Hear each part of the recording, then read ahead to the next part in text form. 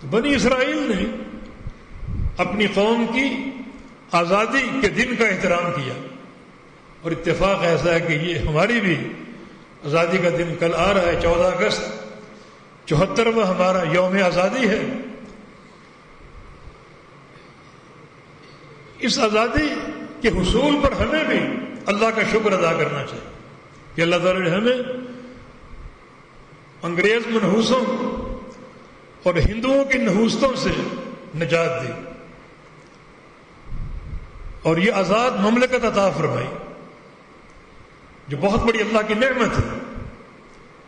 اللہ کا شکر ادا کرنا چاہیے اس نعمت پر، لیکن ساتھ ساتھ جو آزادی کے مقاصد ہیں، جو آزادی کا پیغام ہے، اس پر بھی غور کیا جائے۔ قائد اعظم اس لحاظ سے محترم ہے، انہوں نے پاکستان کا مقدمہ لڑا اور بڑی کمال وکالت کی، حتیٰ کہ علیحدہ دیش حاصل کرنے میں کامیاب ہوئے۔ مگر قائد اعظم کی تحریک آغاز میں حقوق تک محدود تھی، مسلم حقوق کی بات کرتے تھے۔ مسلمانوں کا جم غفیر ان کے پیچھے چل پڑا۔ جب یہ کیفیت دیکھی گئی اور خاص طور پہ وزیر آباد کے عہد الحدیث کے سرخیل مولانا فضل اللہ وزیر آبادی، انہوں نے ان سے باقاعدہ ملاقات کی اور کہا کہ آپ کی بات سنی جا رہی ہے، پذیرائی ہو رہی ہے، ایک جم غفیر آپ کے پیچھے ہے، مگر آپ کا نعرہ محدود ہے، حقوق تک محدود ہے۔ آپ علیحدہ ریاست کی بات کریں، علیحدہ سلطنت کی بات کریں۔ اس وقت انہوں نے کہا کہ اس کو سنبھالیں گے کیسے؟ نہ ہمارے پاس عددی نفری ہے، نہ ایسے ذہن ہیں مدبر قسم کے جو ایک مملکت کو چلا سکے، نہ کوئی قابل قدر فوج ہوگی، لوگ تو ہم کو ٹوٹ پڑیں گے۔ اس وقت ایک تاریخی جملہ کہا مولانا فضل اللہ وزیر آبادی نے کہ آپ علیحدہ ریاست حاصل کریں، چاہے وہ ایک چارپائی کے برابر کیوں نہ ہو، اندر حکومت آپ کریں اور بارڈر پہ دفاع کے لیے ہم کو چھوڑ دیں، دفاع ہم کریں گے۔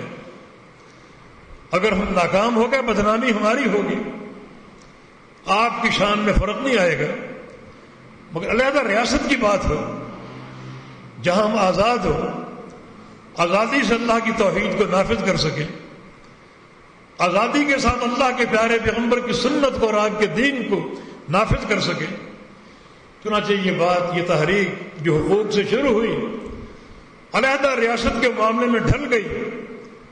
اس وقت ایک نعرہ زبان زد عوام و خواص بن گیا کہ پاکستان کا مطلب کیا؟ لا الہ الا اللہ۔ تو اس کی حریت میں، اس کی آزادی میں ایک فکر شامل ہے، ایک پیغام بھی ہے اور ایک منہج جس کی اساس ہے، اور وہ اقامت توحید ہے۔ وہ اب تک ایسی قیادت نصیب نہ ہو سکی جو توحید کو قائم کر سکے، بلکہ توحید کا فہم بھی نہیں ہے، توحید کی سمجھ تک نہیں ہے۔ ایسے ایسے وزراء ہم پر مسلط ہیں جنہیں قل هو اللہ احد بھی نہیں آتے، وہ بھی ان کو یاد نہیں۔ یہ کیا بیچارے توحید کی خدمت کریں گے، کیا توحید کی تنفیذ کریں گے؟ یاد رکھو، اسلامی مملکت کی بقا، اس کا قیام اور اس کی مضبوطی اللہ تعالیٰ کی توحید کی اقامت میں ہے۔ فَلْيَعْبُدُوا رَبَّ هَذَا الْبَيْتِ الَّذِي أَطْعَمَهُم مِّن جُوعٍ وَآمَنَهُم مِّن خَوْفٍ۔ اس گھر کے رب کی عبادت کر لو، یعنی توحید کو سمجھ لو۔ اللہ رب العزت تمہیں بھوک لگے گی تو کھانا بھی کھلائے گا، اور خوف آئے گا تو امن بھی دے گا۔ تمہاری دو ہی ضرورتیں ہیں، انسان کو دو ہی چیزیں چاہیے، ایک اس کو کھانا چاہیے، دوسرا اس کو امن و استقرار چاہیے، سلامتی چاہیے۔ تمہاری سلامتی اور تمہارا کھانا یہ دونوں مضمر ہیں تنفیذ توحید میں۔ یہ مع الاسف آج تک نہ ہو سکا۔ بچہ بچہ ہمارا مفروض ہے، اور یہ قوم غربت اور ایک بدحالی کی جو ایک آخری خط ہے اس سے بھی نیچے گر چکی ہے۔ ہمارے جو مدبر ہیں، بڑے اعلیٰ ذہنوں کے مالک، وہ کمیشن بٹھاتے ہیں کہ ہماری غربت کے، تنزلی کے اسباب کیا ہیں، تو ان بیچاروں کو کہا جائے کہ اپنے ننھے دماغوں پر زور نہ دو.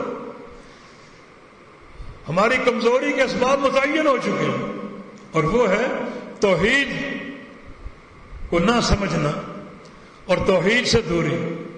ہماری قوت، ہمارا استقلال، ہمارا غلبہ، ہماری اقتصادیات کی مضبوطی، ہمارے امن کی بحالی صرف عقیدہ توحید کے ساتھ مربوط ہے.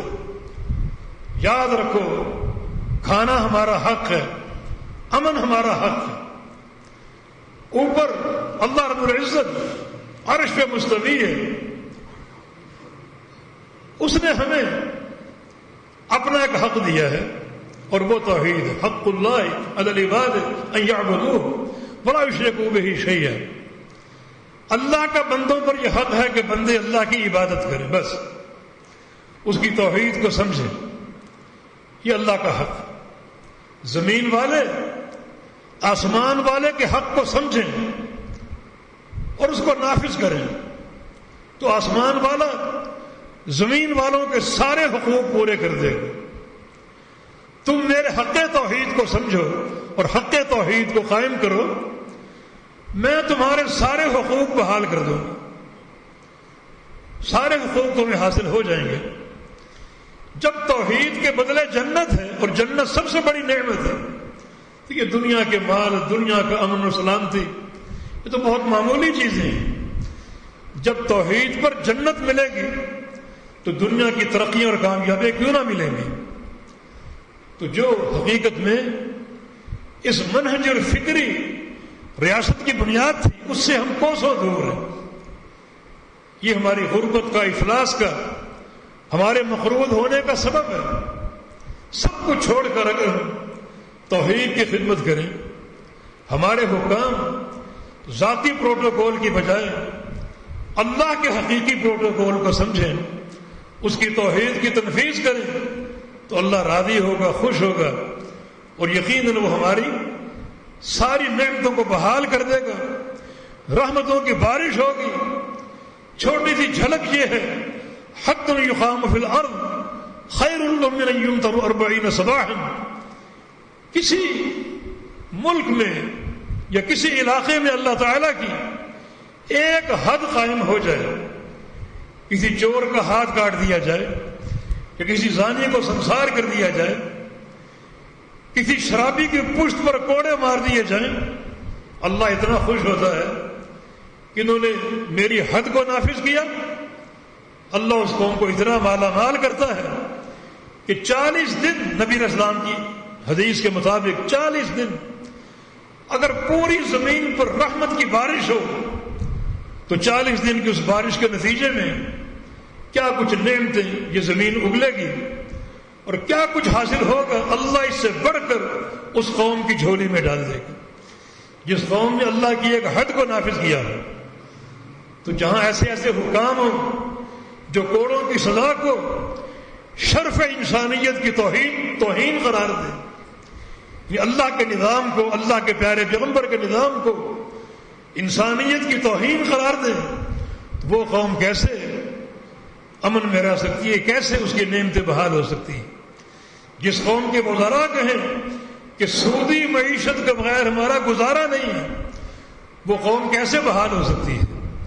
جس قوم کے حکام ٹیکسوں پر ٹیکس لگاتے جائیں اور ٹیکسوں کے بوجھ تلے عوام کو پیس کے رکھ دیں، وہ قوم کیسے بحال ہو سکتی ہے؟ اللہ کا نظام تو ایک ہی ہے، اور وہ یہ ہے کہ لوگوں سے زکوٰۃ وصول کرو، ایک ایک پیسہ وصول کرو، میں تم کو برکتوں سے بھر دوں گا. اور یہاں ٹیکسوں کی بھرمار ہے. بھلا ریاست مدینہ میں کون سا ٹیکس تھا؟ ریاست مدینہ کا اپنے منہ سے نام لیتے لیتے ان کو شرم نہیں آتی، لیکن کون سا ٹیکس تھا مدینہ منورہ میں؟ ٹیکسوں کے بوجھ تلے عوام کو پیس کے رکھ دیا گیا. کہ نبی علیہ السلام کی حدیث معلوم نہیں ہے؟ آپ نے صاحب مکس کے گناہ کو زانی کے گناہ سے بڑا قرار دیا، زانی کے گناہ سے. جب مائن اسلم نے توبہ کی تھی جس سے زنا کا ارتکاب ہو گیا تھا، اور اس پر رجم کی سزا قائم ہوئی، سنسار کیا گیا اور اس کی موت واقع ہوئی، توبہ قبول ہو گئی. رسول اللہ صلی اللہ علیہ وسلم نے فرمایا تھا لقد تاب توبۃ لو تابها صاحب مقسم لواسعت. مائد اسلمی جس سے زنا کا ارتکاب ہوا ایسی توبہ کر گیا کہ ایسی توبہ اگر وہ حاکم کر لے جو اپنی رعیت پر ٹیکس لگاتی ہے تو اس کی توبہ اس کے لیے بھی کشادہ ہو اور اس کی مغفرت کا باعث بھی بن جائے. تو مانا ایک زانی کا زنا اور اس کا گناہ ہے، اس سے بڑا گناہ اس حاکم کا ہے جو اپنی قوم پر ٹیکس لگائے. تو جہاں سراسر دین کی بغاوت ہو، عدالتوں میں وہی نظام آج تک نافذ ہے جو انگریز منحوس نے نافذ کیا. ہندوستان کا نظام تعزیر اور پاکستان کا نظام تعزیر، دونوں میں فرق صرف ٹائٹل کا ہے. ان کے ٹائٹل ہندوستان لکھا ہوا ہے، ہمارے ٹائٹل پر پاکستان لکھا ہوا ہے، اندر نظام ایک ہی ہے. نظام تعلیم میں بہت سے انحرافات ہیں. تو مقصد یہ کہ ہم آزاد تو ضرور ہوئے، ایک بڑی نعمت ہے، مگر جو آزادی کے مقاصد ہیں اور جو ان مقاصد کے ثمرات ہیں اب تک ان سے محروم ہیں. 74 سال ہو گئے، نہ ہم اس مقصد کو سمجھ سکے اور نہ ہم دین کی طرف توجہ دے سکے، نہ کسی ایسی قیادت کا انتخاب کر سکے جو قیادت دین کے لیے مخلص ہو، رعیت کے لیے مخلص ہو. میری ان باتوں سے ہرگز ہی نہ سمجھو کہ پاکستان سے محبت کی بات کی ہے تو یہ وطنیت ہے. وطنیت کو بعض لوگ بت کہتے ہیں. نہیں میرے بھائیوں، یہ بت تب ہے جب وطن کو دین پر ترجیح دی جائے اور وطن کو توحید پر ترجیح دی جائے. لیکن وطن کی محبت اب تبھی امر ہے. ہر شخص کے مزاج میں، ہر شخص کی طبیعت میں اپنے گھر کی محبت ہوتی ہے، اپنے شہر کی محبت ہوتی ہے، اپنے وطن کی محبت ہوتی ہے. ہمیں اس وطن سے محبت ہے کیونکہ یہ توحید کی بنیاد پر حاصل ہوا. ہمیں اس وطن سے محبت ہے کیونکہ ہم چاہتے ہیں کہ یہاں توحید کو قائم کریں. لیکن بحمداللہ دعوت توحید کی آزادی موجود ہے. ہم جہاں چاہے چوکوں پر کھڑے ہو کر، چوراہوں پر کھڑے ہو کر توحید کی دعوت دے سکتے ہیں، اور یہ پاکستان میں ایک نعمت ہے. ورنہ دیگر اسلامی ممالک میں یہ بات موجود نہیں، ممکن نہیں ہے کہ آپ برسر عام توحید کی دعوت دے سکیں، کہ دین کی بات کر سکیں. ان کے ہاں ایک محدود سی فکر ہے، مگر ہم جب چاہیں، دن میں چاہیں، رات میں چاہیں، جہاں چاہیں توحید کا اعلان بھی کر سکتے ہیں، دعوت بھی دے سکتے ہیں. اس لحاظ سے یہ ملک ہمارے لیے ایک جنت کی حیثیت رکھتا ہے. یہاں دعوت کی روک ٹوک نہیں ہے. ہم جب چاہیں دعوت کا ایک اعلان کر سکتے ہیں اور دعوت کا محاذ کھول سکتے ہیں. اللہ تعالیٰ توفیق دے کہ ہم ان مقاصد کو سمجھیں جو مقاصد اس ملک کی تاسیس میں پنہاں تھے. نظریاتی مملکت ہے، توحید اس کی اساس ہے. نظریاتی حکومتیں دو ہی قائم ہوئیں، ایک مدینہ منورہ، دوسرا پاکستان. اللہ کے پیارے پیغمبر نے جب انصار مدینہ راتوں کو چھپ چھپ کر آپ کے ہاتھ پر بیعت کرتے تھے اور مدینہ آنے کی دعوت دیتے تھے اور شرائط نامہ پیش کرتے تھے کہ آپ جو چاہے شرطیں پیش کرتے ہیں، ہم ساری شرطیں قبول کر لیں گے، تو رسول اللہ صلی اللہ علیہ وسلم نے فرمایا تھا میری شرط کیا ہے؟ میری شرط ایک ہی ہے اور وہ یہ ہے ان تعبدوا ربکم، کہ ایک رب کی عبادت کر رہی. بس یہ میری شرط ہے کہ توحید کو نافذ کرنا ہے. یہ توحید کی تنفیذ فکری طور پر مدینہ منورہ کی تاسیس میں موجود ہے. اور آج مکہ فتح ہوا، یہاں بھی اسلامی ریاست کا آغاز ہونے جا رہا ہے. تو اللہ کے پیارے پیغمبر نے کیا کیا؟ ایک عملی اقدام کیا اور ایک آرڈیننس نافذ کیا. عملی اقدام کیا تھا؟ آپ تلوار لے کر بیت اللہ میں داخل ہوئے اور خانہ کعبہ میں 360 بتوں کو توڑ دیا، ان کی شکلوں کو مسخ کر دیا. یہ آپ کا عملی اقدام تھا ریاست کے آغاز میں. اور آرڈیننس کیا نافذ کیا؟ اے علی جاؤ مکہ میں جاؤ، ہر چوراہے پر، ہر گھر میں جاؤ، ما وجدت من قبر مشرف الا وسویتہ وما وجدت من تمثال الا وطمستہ. جہاں کو اونچی قبر نظر آئے اسے سطح زمین کے برابر کر دو، اور جو مورتی نظر آئے، بت نظر آئے، اس کی شکل کو مسخ کر دو. یہ آپ کا آرڈر تھا. اسلامی ریاست کا آغاز ہونے جا رہا ہے. آغاز امر دعوت توحید پر قائم ہوتا ہے، آغاز امر تنفیذ توحید پر قائم ہوتا ہے. جو ایک افسوسناک حقیقت ہمارے ہاں اب تک نہ ہو سکا. یا اللہ ہمیں ایسی قیادت عطا فرما دے جو تیری توحید کے لیے مخلص ہو، تیری توحید کی اقامت کے لیے مخلص ہو.